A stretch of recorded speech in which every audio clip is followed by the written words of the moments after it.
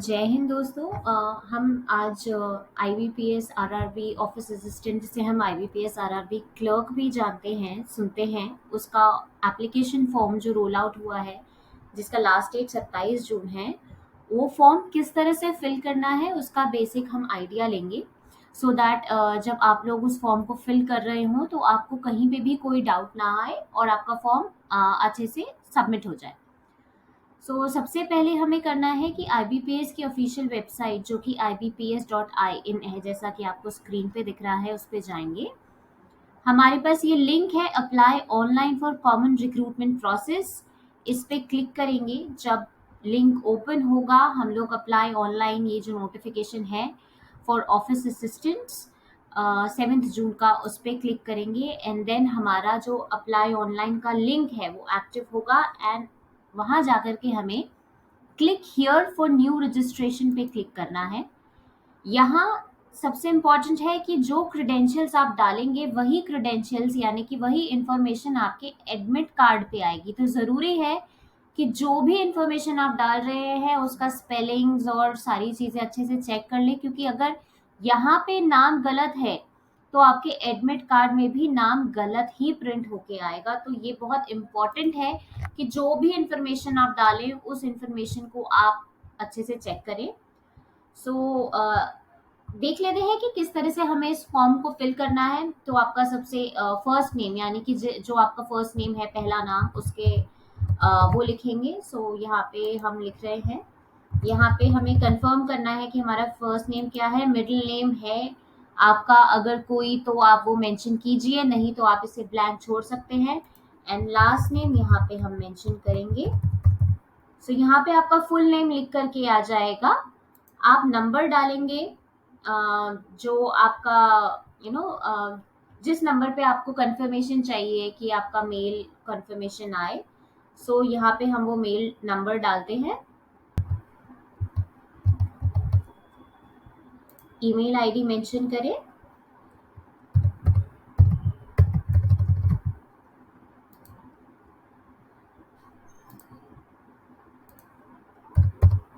Confirm करें कि जो आपने मेंशन किया है क्या वो ईमेल आईडी सही है कि नहीं। आप उसको कंफर्म करें। दोबारा एक बार टाइप इन कीजिए अपनी मेल आईडी एंड देन उसके बाद ये कैप्चा कोड है जो इस बॉक्स में आपको दिख रहे हैं, डिजिट्स और अल्फाबेट्स, वो हमको अपने इस बॉक्स में कंफर्म करके डालने हैं। आप उसको कंफर्म करें। दोबारा एक बार टाइप इन कीजिए अपनी मेल आईडी एंड देन उसके बाद ये कैप्चा कोड है जो इस बॉक्स में आपको दिख रहे हैं, डिजिट्स और अल्फाबेट्स, वो हमको अपने इस बॉक्स में कंफर्म करके डालने हैं। एक बार क्रॉस चेक कर लीजिए, हमारा फर्स्ट नेम जो भी है सही है, लास्ट नेम सही है, हमारा नेम सही फुल नेम प्रिंट होकर के आया है। आप अपना मोबाइल नंबर कंफर्म कीजिए कि सही आपने डाला है कि नहीं, क्योंकि सारी आईबीपीएस की जो आपकी वो आएंगी इंफॉर्मेशन आएगी या फिर इंटीमेशन आएगा एप्लीकेशन प्रोसेस का, वो इसी नंबर और इसी मेल आईडी पे आएगा। ये अगर हमने चेक कर लिया है तो हम इसे सेव करके नेक्स्ट पे जाते हैं एंड नेक्स्ट पे आते हैं। अब हमें अपना फोटोग्राफ और अपना जो है इमेज डालना है। स्कैन फोटोग्राफ हम डालते हैं, हम अपलोड करेंगे फोटो। हमने फोटो अपलोड किया, आई कंफर्म। यहाँ पे अपलोड होने के बाद हमने अपना फोटो वैलिड किया, कंफर्म किया। उसके बाद हम सिग्नेचर्स जो है हमारे वो डाउनलोड करें, हम अपलोड करेंगे, सॉरी, जो हमने स्पेसिफिकेशंस के अकॉर्डिंग मेंशन किए हैं। सिग्नेचर अपलोड किए, अप्रूव किया कि हमने अपना जो सिग्नेचर है वो वैलिड है, उसको कंफर्म क्लिक किया। एक बार दोबारा चेक किया कि फोटो सही से अपलोड हो गई है और हमारा सिग्नेचर प्रॉपर है। तो हम ये आप देख पा रहे हैं, तो ये हमारा प्रोविजनल रजिस्ट्रेशन नंबर और पासवर्ड है। तो आप चाहे तो इसका एक स्क्रीनशॉट भी ले सकते हैं ताकि फ्यूचर में अगर आपको कभी चेक करना हो तो इससे आप चेक कर सके। यहाँ पे हमारे पास एक और ऑप्शन है जो हमें साथ में करना है। इमेज अपलोड करने के बाद जब आपने सिग्नेचर अपने वेरीफाई कर लिए हैं तो आपको यहाँ पे आकर के वेब कैमरा यूज करके अपनी एक फोटो भी कैप्चर करनी है ताकि वो कंफर्म कर सके कि आप ही हैं जो फोटो अपलोड हुई है और जो फॉर्म फिल कर रहे हैं वो सेम इंडिविजुअल्स हैं। तो यहाँ पे जाके कैप्चर फोटो जब हम करेंगे तो वो कैमरा के थ्रू आपकी फोटो कैप्चर कर लेगा एंड देन उसके बाद आप आकर के ये नेक्स्ट बटन दबाएं। इसके बाद आपके सारे जो इन्फॉर्मेशन है, जो डिटेल्स है उनके बारे में, आप किस कैटेगरी से हैं, फॉर लेट्स से अगर आप जनरल कैटेगरी से हैं, ओबीसी, एससी, एसटी, या फिर इकोनॉमिकली बैकवर्ड क्लास में है तो वो मेंशन करें। कैटेगरी प्रॉपरली मेंशन करें, यहाँ पे अपना कैटेगरी यहाँ मेंशन करें। Are you a person with benchmark disability, अगर आपके पास कोई ऐसा डॉक्यूमेंटल प्रूफ है जिसमें आपकी डिसेबिलिटी 40% एंड अबव मेंशन है तो यहाँ क्लिक करें। अगर ऐसा कोई डॉक्यूमेंट नहीं है तो इसे नो क्लिक करें।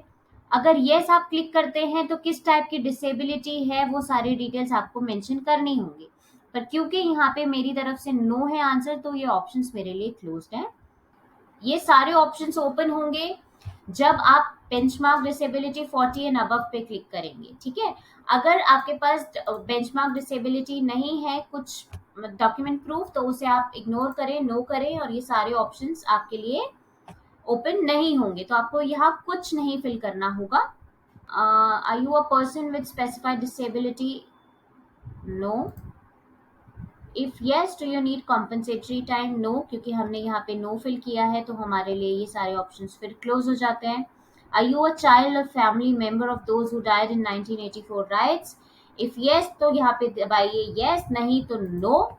Religion to which you belong, जिस रिलीजन से आप बिलोंग करते हैं वो रिलीजन सिलेक्ट कीजिए। बुद्धिस्ट है, क्रिश्चियन है, हिंदू, जैन, मुस्लिम, सिख, ज़ोरास्ट्रियन, या फिर कोई और रिलीजन तो अदर्स कीजिए।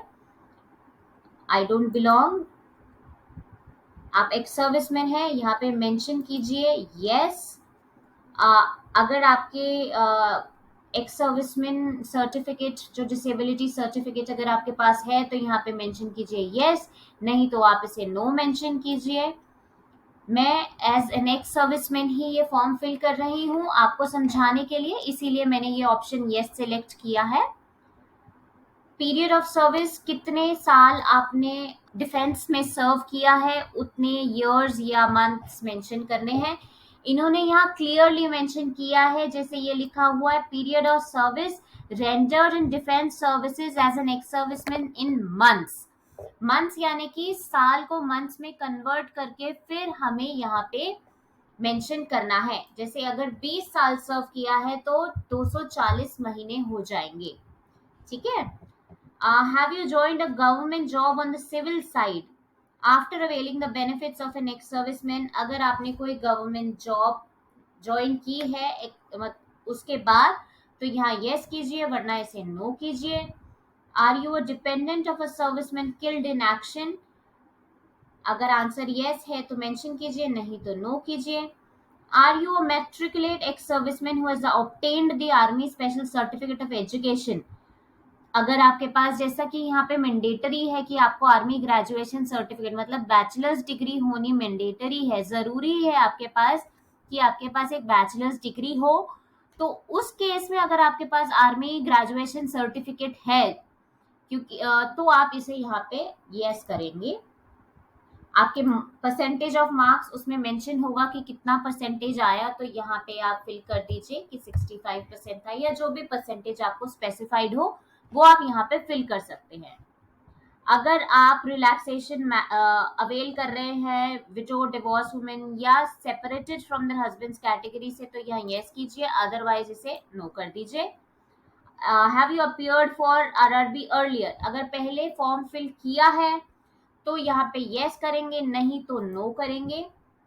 देन नेशनैलिटी और सिटीजनशिप आपकी इंडियन होने वाली है। स्टेट, किस स्टेट से आप बिलोंग करते हैं, जैसे यहाँ मैं महाराष्ट्र डालूंगी, आप जिस भी स्टेट से बिलोंग करते हैं आप वो यहाँ मेंशन कर सकते हैं। पर एक बात का ध्यान रखा जाए, जिस स्टेट से आप बिलोंग करते हैं आपका एग्जामिनेशन सेंटर, आप यहाँ अगर मेंशन करते हैं महाराष्ट्र, तो आपका जो एग्जामिनेशन सेंटर होगा वो महाराष्ट्र के ही स्टेट्स में से सिलेक्ट होगा।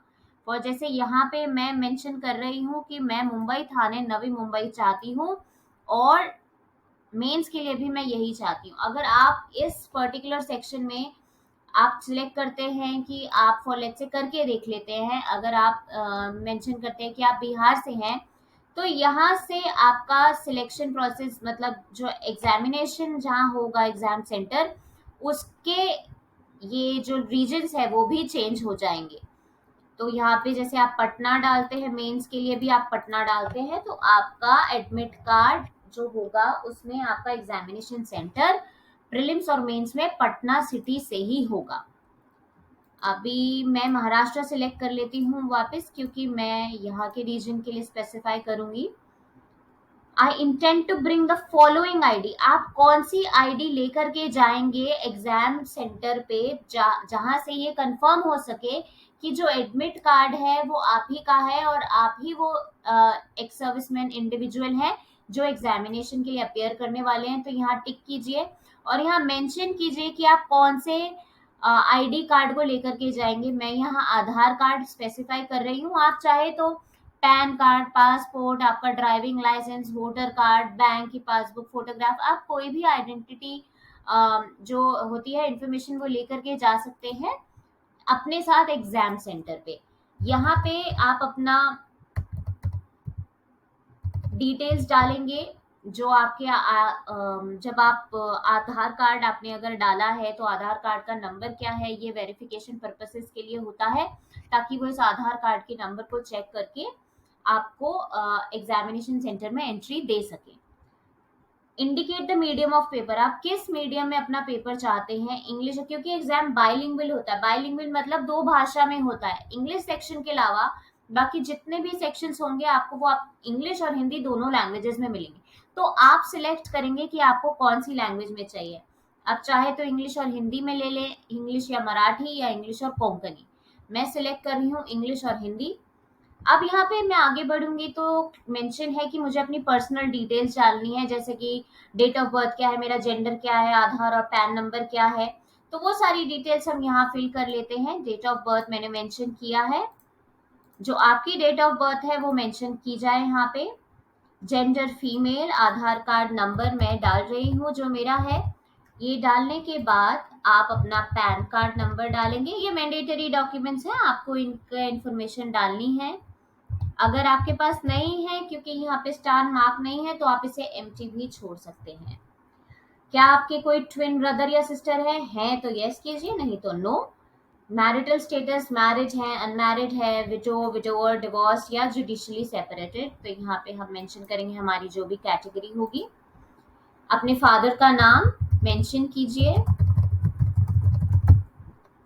उसके बाद अपनी मदर यानी कि माताजी का नाम मेंशन कीजिए, जो आपकी माताजी का नाम है।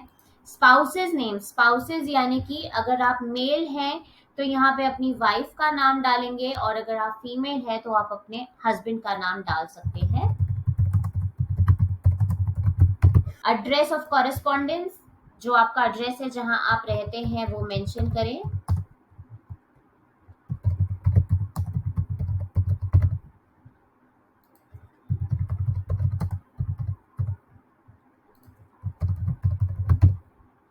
स्टेट सिलेक्ट करें, जो स्टेट है आपकी। डिस्ट्रिक्ट, एंड उसके बाद अपना पिन कोड मेंशन करें। और परमानेंट एड्रेस अगर आपका वही है जो आपने ऊपर यहाँ पे एड्रेस ऑफ कॉरेस्पॉन्डेंस किया है तो इसे टिक कर दें, ऑटोमेटिकली कॉपी हो जाएगा। Choose the address for GST invoicing, अगर आपको करनी है तो यहाँ पे मेंशन करेंगे कॉरेस्पॉन्डेंस एड्रेस पे। अमाउंट हमें पे करना है 175। ये पे करने आपको यहाँ पे इंटीमेशन चार्जेस आ गए हैं 175। वैलिडेट योर डिटेल्स पे क्लिक करेंगे। सक्सेसफुली वेरीफाई हो गया है। उसके बाद सेव एंड नेक्स्ट। यहाँ पे हमारा जो डिटेल्स है हमारी ग्रेजुएशन के, पोस्ट ग्रेजुएशन अगर हमने की है तो वो मेंशन करेंगे। जैसे ग्रेजुएशन का मैं डालती हूँ स्पेशलाइजेशन। यहाँ पे आपको एग्जैक्ट डेसिमल प्लेसेस यानी कि एग्जैक्ट डिजिट देनी है। तो ये 79 हुआ। First class. आपके पास कंप्यूटर नॉलेज है, yes. If yes, details of computer knowledge, तो यहाँ पे डिटेल्स लिखिए कि आपने कोई कोर्स किया है या कुछ। नो तो आप यहाँ नो लिखेंगे और ये ऑप्शन आपके लिए ऑफ हो जाएगा, यहाँ पे आप कुछ एंट्री नहीं कर पाएंगे। अब नेक्स्ट है whether local language of the state selected was studied in standard 8 और any level above standard 8 in government recognised boards of education. वो ये कहना चाह रहे हैं कि आपने कोई लोकल लैंग्वेज पढ़ी है या नहीं। तो अगर आपको आपके स्टेट की लैंग्वेज आती है तो यहाँ यस करें।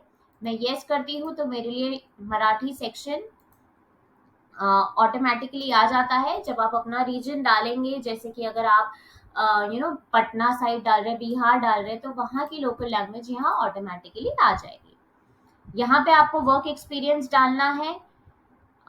तो अगर आप करंटली काम कर रहे हैं तो ये यस करें, नहीं कर रहे हैं तो इसे नो करें। यहाँ पे अपने एम्प्लॉयर जितना टाइम आपने सर्विस को दिया है अपने, उसको मेंशन करें। नेम ऑफ द एम्प्लॉयर आप लिखें, डेजिग्नेशन लिखें, आप किस पोस्ट पे रिटायर हुए थे, किस दिन से किस दिन तक आपने काम किया है, वो यहाँ मंथ स्पेसिफाई करें। मेंशन करेंगे सारी डिटेल्स। नेचर ऑफ ड्यूटीज आप मेंशन करें कि आपने क्या क्या आपके जॉब ड्यूटीज थी, क्या क्या काम आपने डिफेंस सर्विसेज में किया, क्या सीखा, रीजन क्या है छोड़ने का, रिटायरमेंट हो गया, शॉर्ट सर्विस कमीशन था, या जो भी रीजन आपके रहे आप वो यहाँ मेंशन करेंगे। और यहाँ पे ऑटोमेटिकली जो आप डेट्स यहाँ डालते हैं उसके हिसाब से ईयर्स ऑफ एक्सपीरियंस आपका आ जाता है। तो आपने एक्स सर्विसमैन कैटेगरी से डाल रहे हैं और आपने 20 इयर्स का रिलैक्सेशन, जैसे अगर बोल रहे हैं अगर आपको 20 इयर्स हो गए हैं तो यहाँ पे वही चीज आप मेंशन करेंगे जो डेट्स आपने स्टार्ट की थी as ex serviceman, as a defence personnel, और जिस दिन आप रिटायर हुए वो डेट यहाँ मेंशन करें तो आपका यहाँ years of experience automatically fetch हो जाएगा। आगे बढ़ते हैं। पीईटी कंडक्ट होगा and it is possible to hold pre-exam training. Are you desirous of taking a pre-exam training? अगर आपको एग्जाम से पहले मतलब जो ट्रेनिंग है पीटी वो चाहिए तो आप यहाँ सिलेक्ट करें। यस करेंगे तो आप अपना रीजन सिलेक्ट करें कि आपको किस रीजन से चाहिए। कोई भी अगर आपके पास कोई कोर्ट ऑफ लॉ मतलब अगर कोई केस है या कोई तरीके का कन्विक्शन चल रहा है तो यहाँ मेंशन करें, नहीं तो नो। उसके बाद आपको कौन कौन सी लैंग्वेजेस आती हैं वो मेंशन करें। इंग्लिश रीड राइट स्पीक आती है तो, फिर हिंदी है रीड राइट स्पीक, और अगर रीजनल लैंग्वेज कोई आती है तो यहाँ पे आप सिलेक्ट कर सकते हैं और यहाँ नेम दे सकते हैं, जैसे मैं लिख रही हूँ मराठी रीड राइट स्पीक। ये फिर वैलिडेट करेंगे, वेरीफाई हो गया। Okay, save and next. Last हमारा आता है बैंक प्रेफरेंस। हमारे पास जो यहाँ पे है वो मेंशन करेंगे आपको किस प्रेफरेंस में चाहिए। मतलब अगर आप एग्जाम क्लियर कर लेते हैं उसके बाद आपको इन ऑर्डर ऑफ प्रेफरेंसेस, यानी कि पहले आपको विदर्भा कोंकण ग्रामीण बैंक में जो वैकेंसी होगी वो फिल करने के लिए दी जाएगी, और अगर वो वैकेंसीज नहीं होंगी तो महाराष्ट्र ग्रामीण बैंक दी जाएगी। फिर वैलिडेट करें, वेरीफाई करें और फिर सेव एंड नेक्स्ट करें। ये आपका फॉर्म प्रीव्यू मतलब आपका फॉर्म फिल हो गया है। मैंने यहाँ पे अपना रजिस्ट्रेशन नंबर चेक कर लीजिए, क्लियरली यहाँ मेंशन है मेरा रजिस्ट्रेशन नंबर, मेरा नाम, अपलोडेड फोटो, कैप्चर्ड फोटो जो बाद में कैप्चर करी गई। बेंचमार्क डिसेबिलिटी नहीं है तो नो, बाकी सारी चीजें हमने नो सिलेक्ट करी थी। यहाँ पे हमारा रिलीजन जो है वो मेंशन किया है। बहुत जरूरी है कि ये जो प्रीव्यू है मतलब जो आपने फॉर्म फिल किया है उसके बाद ये फॉर्म किस तरह से आईबीपीएस के पास जाएगा ये उसका एक सैंपल है। बहुत जरूरी है कि आप इस सैंपल को बहुत अच्छे से देखें, कहीं पे भी कोई एरर तो नहीं है। जो डिटेल्स आपने डाली थी वही डिटेल्स यहाँ रिफ्लेक्ट हो रही हैं, क्योंकि यही चांस होता है कि जहाँ पे आपका एप्लीकेशन फॉर्म रिजेक्ट हो सकता है, या जब आपका डॉक्यूमेंट वेरिफिकेशन का टाइम आएगा और जो आपने यहाँ स्पेसिफाई किया है अगर वो डॉक्यूमेंट्स आप वहां पे प्रेजेंट नहीं कर पाएंगे तो आपका एप्लीकेशन कैंसिल भी हो सकता है। तो बहुत जरूरी है कि ये जो डिटेल्स यहाँ पे आपने स्पेसिफाई करी हैं वो बहुत अच्छे से देख ले। जब चेक कर लें सारी चीज़ें कि हाँ, जितना आपने जो जो मेंशन किया था वो सारी चीज़ें यहाँ पे करेक्ट है, कंफर्म कर लें, चेक कर लें। जो मैंने डिटेल्स डाली थी मेरे एंड से यहाँ पे सारी डिटेल्स बिल्कुल ठीक है। मेरे एजुकेशनल क्वालिफिकेशन भी बिल्कुल ठीक आया है, वर्क एक्सपीरियंस भी मेरा बिल्कुल ठीक है, और मैंने बैंक प्रेफरेंस जो डाली थी वो भी बिल्कुल ठीक है। यहाँ पे मेरी लैंग्वेजेस जो मैंने सिलेक्ट करी वो भी ठीक है। फाइनल आता है हमारा डिक्लेरेशन। नीचे ही बहुत जरूरी है कि ये सिग्नेचर देख लें कि जो आपने सिग्नेचर अपलोड किया है वो प्रॉपरली ये सिग्नेचर यहाँ पे फेच हुए हैं, मतलब आए हैं। ये डिक्लेरेशन है कि आप बता रहे हैं कि जो भी चीजें आपने यहाँ स्पेसिफाई करी है वो चीजें सारी सही हैं। आप सारे बॉक्सेस को चेक करेंगे, यहाँ पे कंफर्म करेंगे कि आपका नेम जो है एप्लीकेशन फॉर्म में वो एग्जैक्टली सेम है आईडी प्रूफ जो आप देंगे उस पे, ठीक है। और अगर इन केस किसी भी रीजन से अगर फॉर्म फिलिंग के टाइम से लेकर के बाद में जब आप एग्जाम के लिए जाते हो उस बीच में अगर आपका नेम में कोई चेंजेस होते हैं तो जो डॉक्यूमेंट प्रूफ होता है उस नेम चेंज का अपने साथ एग्जाम टाइम पे वो जरूर लेकर के जाएं, क्योंकि अगर आप वो डॉक्यूमेंट प्रूफ नहीं लेके जाएंगे तो आपको एग्जामिनेशन सेंटर में अंदर जाने के लिए अलाउ नहीं किया जाएगा। ये केस सिर्फ तब है जब आपका नाम एप्लीकेशन फॉर्म फिल करने के बाद आपने चेंज कराया हो। तो वो चेंज कराने के बाद तो जो डॉक्यूमेंट प्रूफ होता है गेजेटेड ऑफिसर या आपके जो लोकल गवर्नमेंट ऑफिसेज होते हैं उनमें जो डॉक्यूमेंटेड प्रूफ चाहिए होता है वो प्रूफ अपने साथ जरूर लेकर के जाए एग्जामिनेशन सेंटर पे। डेट चेक कर ले, आज की डेट में आपने ये फॉर्म फिल किया है। फाइनल है हमारा कंप्लीट रजिस्ट्रेशन। इस पे क्लिक करेंगे, जैसे ही आप क्लिक करेंगे वैसे ही आपसे पूछेगा कि रजिस्ट्रेशन कंप्लीट करने के बाद आपको इन डिटेल्स में कोई भी चेंजेस करने की परमिशन नहीं मिलेगी और आप कोई भी डॉक्यूमेंट अपलोड नहीं कर पाएंगे। And most importantly after completion of registration proceed for document upload and payment. जब आप ये रजिस्ट्रेशन कंप्लीट कर लेंगे तो आपके जो डॉक्यूमेंट प्रूफ है जो आपने एक सर्विसमैन का डाला है कि आपने 20 साल काम किया है या आर्मी ग्रेजुएशन सर्टिफिकेट हुआ, वो सारे डॉक्यूमेंट्स, आधार कार्ड हुआ, वो सारे डॉक्यूमेंट्स आप ये रजिस्ट्रेशन जब कंप्लीट कर देंगे उसके बाद आप अपलोड कर पाएंगे। अभी हम इसे ओके सिलेक्ट करते हैं एंड हम बोलते हैं यस, हमें कंटिन्यू करना है। यहाँ पे आप अपना लेफ्ट थंब इम्प्रेशन डालेंगे, हैंड रिटन डिक्लेरेशन जो है वो मेंशन करेंगे। हैंड रिटन डिक्लेरेशन आपका होना चाहिए 10 से 50 केबी से 100 केबी के बीच। आपका हैंड रिटन डिक्लेरेशन चेक करके ओके करें। उसके बाद ये कैरेक्टर्स यहाँ पे फिल करें, R8J9K, सेव एंड नेक्स्ट करें। ये बोल रहे हैं पॉपअप आया है, are you sure the details entered is correct. बिल्कुल, यहाँ पे सबमिट कीजिए ओके। और 175 रुपीज आपको पे करने होंगे। YCMB5 सिलेक्ट करके सबमिट करें और पेमेंट पे जाकर के इसको प्रोसेस कर दें। यहाँ पे आप चूज कर सकते हैं कि आपको किस तरह से पे करना है। आपको यूपीआई के थ्रू करना है, banking, internet banking, debit card या क्रेडिट कार्ड। यूपीआई के थ्रू पे करेंगे तो हमारे पास भीम यूपीआई और जीपे जैसे पेमेंट मोड्स है। यहाँ पे सिलेक्ट करें उसको और मेक पेमेंट करें। आपने सिलेक्ट जो किया है उसके अकॉर्डिंगली प्रोसीड करें पेमेंट पे। आपका यूपीआई आईडी यहाँ पे डालें और पेमेंट प्रोसेस करके अपने फॉर्म को फिल करें। सो ये टोटल प्रोसेस था हमारा कि हम किस तरीके से अपना आईबीपीएस आरआरबी क्लर्क यानी कि आईबीपीएस आरआरबी ऑफिस असिस्टेंट का फॉर्म फिल कर सकते हैं। क्योंकि हमारे पास बहुत अच्छे नंबर की वैकेंसीज हैं, 785 वैकेंसीज लिस्ट हुई हैं आईबीपीएस की तरफ से सिर्फ एक्स सर्विसमैन के लिए, और बहुत अलग अलग रीजन्स में ये हमारी वैकेंसी स्पेसिफाइड है। तो जरूरी है कि इस एप्लीकेशन को हम फिल करने, क्योंकि एक बहुत अच्छी अपॉर्चुनिटी है जिससे आप अपने करियर को एक सेकंड चांस दे सकते हैं। आगे जाकर के बैंकिंग जॉब, बहुत रेप्यूटेबल जॉब्स होती हैं, उनमें आप एक मेंबर बन सकते हैं उनका। 27 जून हमारे एप्लीकेशन करने का लास्ट डेट है। तो जरूरी है कि ये आप उससे पहले फिल कर ले, क्योंकि कभी कभी क्या होता है कि आईबीपीएस की वेबसाइट, क्योंकि बहुत सारे लोग बोलते हैं कि चलिए हम 20 तारीख नहीं, हम 26-27 में कर लेंगे, 27 तक तो डेट है, 27 को कर लेंगे तो इतना ज्यादा लोड हो जाता है वेबसाइट के ऊपर कि वेबसाइट हैंग कर जाती है, जिसकी वजह से एप्लीकेशन फॉर्म प्रोसेस करके फिल करने में बहुत दिक्कत आती है। तो लास्ट डेट का प्लीज वेट ना करें, मेरी रिक्वेस्ट है कि जितना जल्दी हो सके, अगर आपने ये फॉर्म फिल नहीं किया है तो इस फॉर्म को फिल करें और अपने एग्जामिनेशन की तैयारी शुरू करें।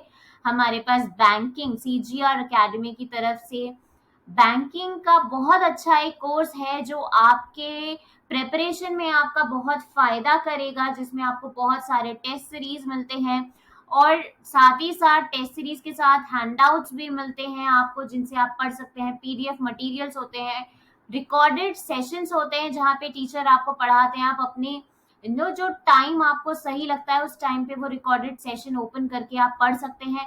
तो पढ़ाई करने के लिए आपको सारा मटेरियल भी सीजीआर एकेडमी पे जरूर मिलेगा।